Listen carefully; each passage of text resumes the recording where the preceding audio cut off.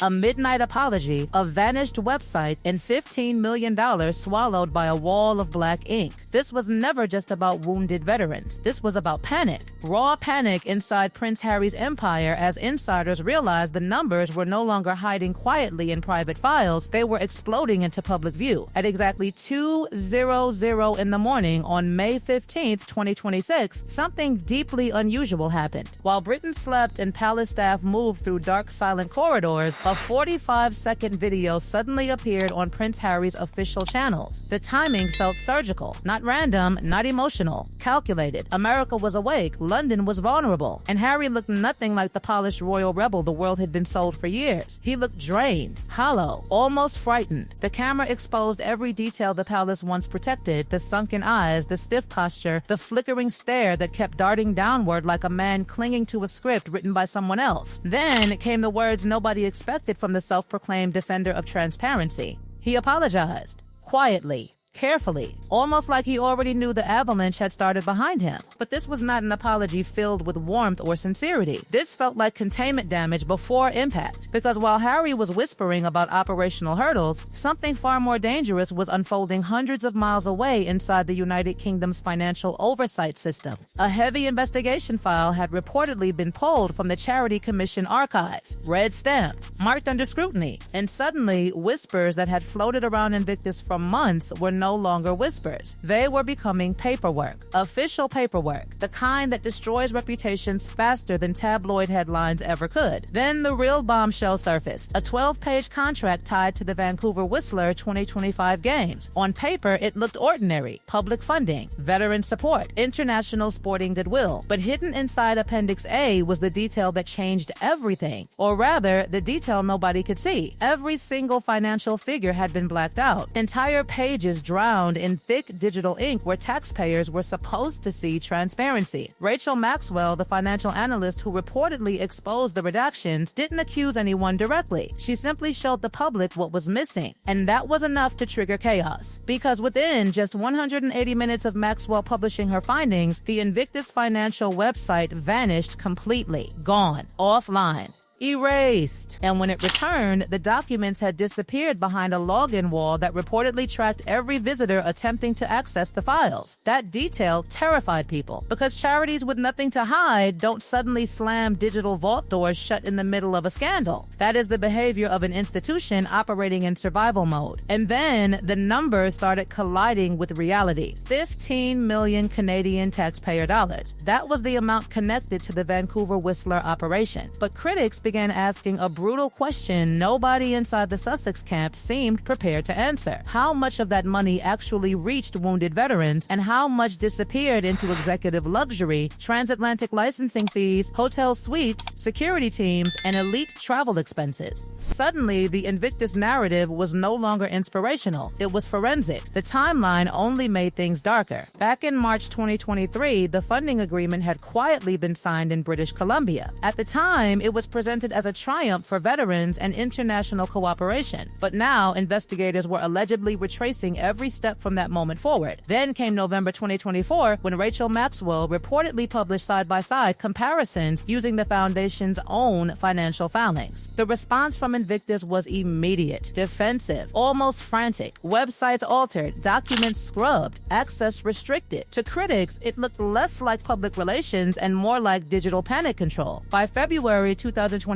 after the Vancouver Games concluded, another explosive detail surfaced. The estimated cost reportedly reached nearly $118,000 per veteran competitor. That number detonated across online discussions because people immediately compared it to other military sporting programs operating at a fraction of the cost. Canadian auditors allegedly recovered hundreds of thousands in unspent surplus funds almost immediately afterward, which only intensified suspicion. Why recover the money so aggressively unless deeper questions already existed behind closed doors? Then came Australia, January 2026, one of the biggest warning signs yet. For years, Invictus Australia reportedly relied on continued federal support, but suddenly the renewal funding vanished from the national budget. No celebration, no ceremony, just silence, brutal silence. Insiders claimed senior figures received barely any notice before the decision went public. That moment sent a chilling message through royal circles. Allies were were pulling away, quietly, strategically, and corporations were beginning to do the same. Boeing reportedly removed itself from partnership lists without explanation. No dramatic press release, just disappearance. In elite corporate language, silence is often louder than accusations. But perhaps the most explosive detail of all involved what investigators allegedly called the one-way valve. This was the mechanism critics believe allowed public money to transform into untouchable private revenue once transferred across jurisdictions. The structure reportedly worked like this. Governments funded local nonprofit entities. Those entities paid licensing fees to the Invictus Foundation in London, and once the money crossed borders, accountability protections weakened dramatically. Suddenly, taxpayer funds no longer looked like public money. They became private charity revenue operating under an entirely different system. That's when palace tension reportedly exploded behind closed doors, because according to insiders, King Charles was no longer treating the Invictus crisis as Harry's personal problem. He allegedly feared contamination spreading toward the monarchy itself. A royal-adjacent charity facing scrutiny over public money? That is the kind of scandal Buckingham Palace fears more than affairs, interviews, or memoirs. Money scandals stain institutions permanently. Meanwhile, Prince William reportedly took an even colder stance. Sources claimed he issued strict internal instructions preventing duchy resources from supporting Invictus until complete financial clarity emerged. No rescue operation, no quiet bailouts, no emotional brotherly protection, just distance, ice-cold distance. But the name causing the most fear inside Montecito may not have been Charles or William. It was Princess Anne, because insiders whispered that Anne had quietly begun discussions with traditional veteran organizations about potentially restructuring the games entirely, removing celebrity influence, cutting luxury spending, refocusing the mission around low-cost veteran recovery instead of global branding spectacles. If true, the implications are devastating, because it means Harry's signature project could survive without Harry. And hanging over everything was one terrifying detail buried deep inside the redacted contract. Page 7. A mysterious consultancy payment reportedly linked to a Delaware shell company. That single allegation transformed the story from embarrassing charity controversy into something far more dangerous, because now people weren't just asking where the money went. They were asking who received it. The palace stayed silent for years when Harry attacked the monarchy on television, but the moment questions started circling around money, contracts, and hidden payments, everything changed. Suddenly, the smiles disappeared, the doors closed, and behind the walls of Buckingham Palace, a war room was forming. Inside Montecito, Prince Harry was still trying to present himself as the exhausted humanitarian carrying the burden of wounded veterans on his shoulders. But behind royal gates in London, insiders claimed the mood had become absolutely brutal. King Charles was reportedly no longer asking whether the Invictus scandal could be managed quietly. He was asking whether the monarchy itself could survive being associated with it. That changes everything, because when a king begins privately commissioning financial reviews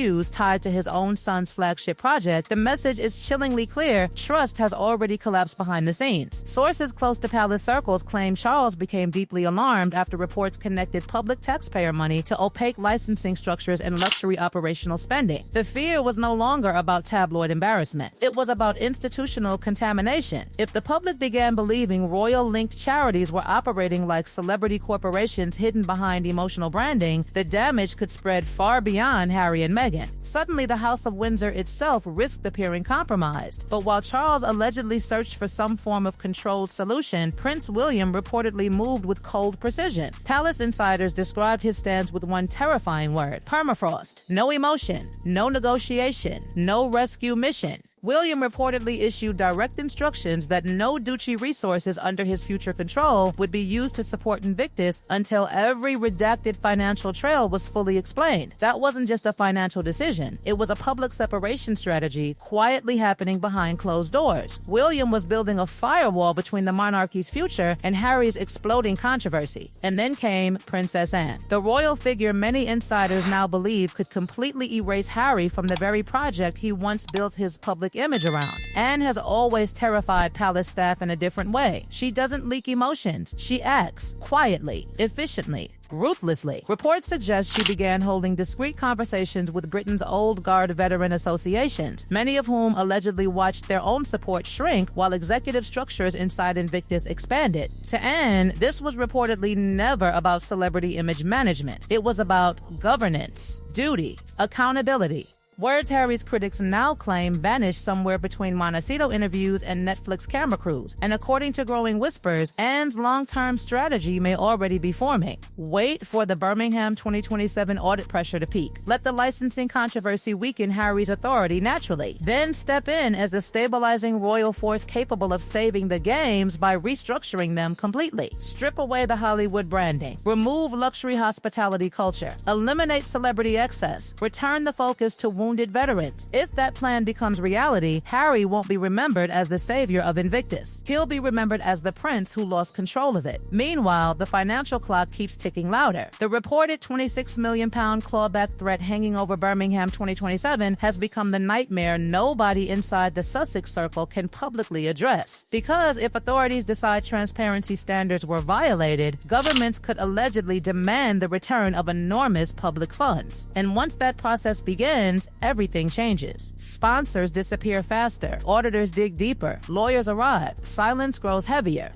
What makes this even darker is the psychological shift happening in public perception. For years, Harry survived criticism because people believed his intentions were pure. Angry maybe, emotional maybe, but sincere. Now that image is cracking apart. Because once questions about money enter the conversation, audiences stop listening emotionally and start listening mathematically. They start asking brutal questions. Why were veteran grants reportedly slashed while executive structures expanded? Why did corporate sponsors quietly vanish? Why were financial documents hidden behind black ink? Why did websites disappear within hours of scrutiny? And perhaps most damaging of all, why did Harry suddenly look terrified during that midnight apology? Then came the detail that reportedly shook even experienced investigators. The mysterious consultancy payment connected to page 7 of the redacted contract, a payment allegedly tied to a Delaware shell company. That single revelation transformed this entire scandal into something radioactive, because now this wasn't just about overspending accusations or poor governance optics. This became a hunt for identities. A hunt for names, real names connected to hidden financial pathways. And according to insiders, the Ministry of Defense ultimatum reportedly changed the mood inside royal circles instantly. Disclose the recipient details tied to those payments, or face escalation. Suddenly, Harry's apology video no longer looked like emotional vulnerability. It looked like pre-crisis positioning before something devastating became public. The most haunting part is that nobody truly knows how this ends. Some insiders believe total collapse is coming,